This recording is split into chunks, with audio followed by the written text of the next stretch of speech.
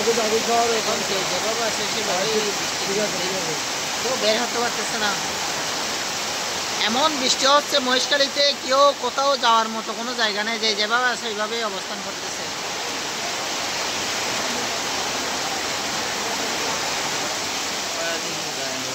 এই বৃষ্টি, এইরকম বৃষ্টি হয়তো আমাদের জীবনে আমরা কখনো কাউকে দেখিনি।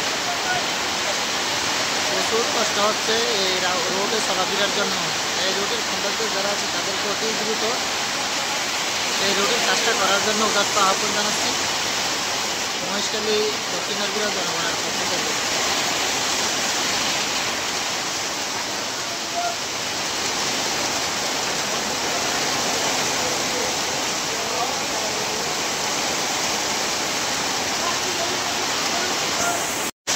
প্রচুর বৃষ্টি, প্রচুর প্রচুর, এমন বৃষ্টি আমার জীবন আর কোনো দেখিনি।